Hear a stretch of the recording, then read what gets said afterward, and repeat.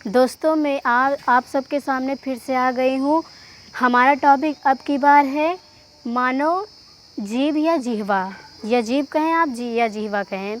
मानव जी अगली बार तो दाँत का टॉपिक पढ़ाए थे, अब की बार जिह्वा के बारे में हम डिस्कस करेंगे। तो हमारे जो मुख में है वह जिह्वा हमारे मुख गुहा में उपस्थित होता है, और जिह्वा जो है एक लंबी चपटी मांसल संरचना होती है। जिह्वा हमारे अंदर 4 प्रकार के स्वाद कलिकाओं द्वारा होता है। यहाँ पर मैं चित्र यानी डायग्राम बना दी हूँ। ये आप देख रहे हैं ये जो है, ये जो आपको पार्ट इतना दिख रहा है, ये पार्ट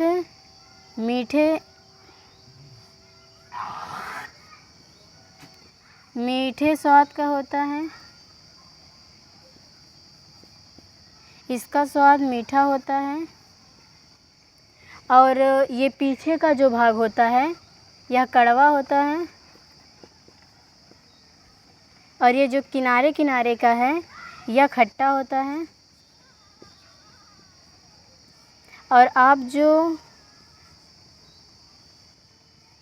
जो बीच में ये संरचना देख रहे हैं ये नमकीन होता है।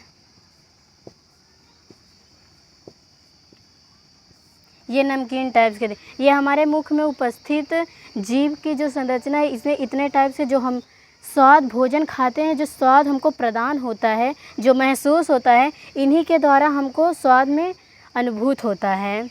तो हमारे जो जिह्वा है, हमारे जो बॉडी का अंग है, ये एक ऐसा अंग है जो हमेशा गीला रहता है।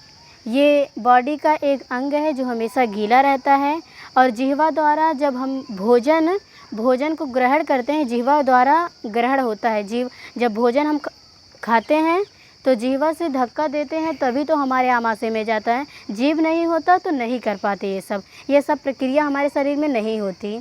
क्वेश्चंस मैंने थोड़ा लिखा है, अभी मैं बताऊंगी, थोड़ा इसके बारे में डिस्कस कर ले तब।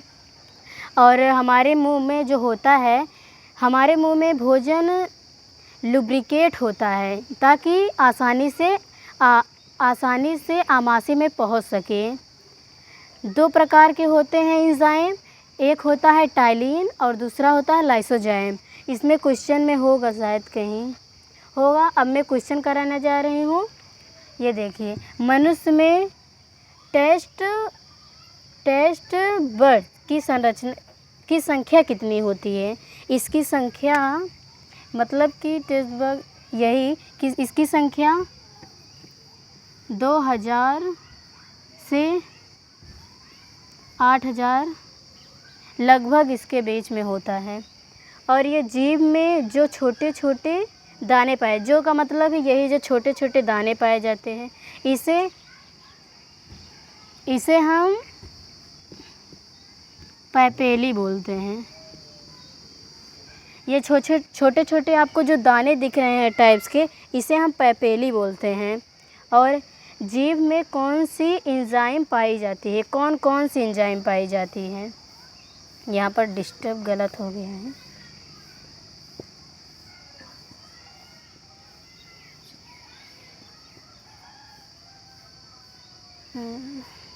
सही है। जीभ में कौन सी एंजाइम, 2 एंजाइम अभी मैंने बताया, 2 एंजाइम पाई जाती है। एक होता है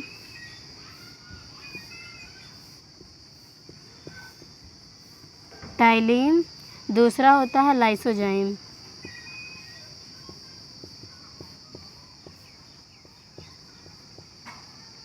जीभ जो है हमारे जो मुख, यहाँ पर बताई थी आपको मैंने, मुख गुहा से जुड़ी होती है। तो जीभ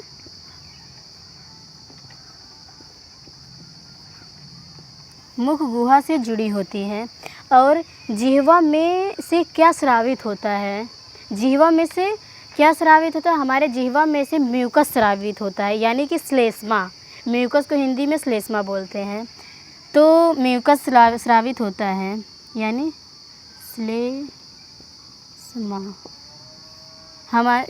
श्लेष्मा स्रावित होता है। और जिह्वा कहाँ पाया जाता है?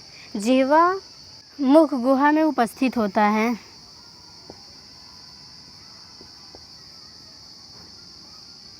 मुख गुहा में उपस्थित होता है।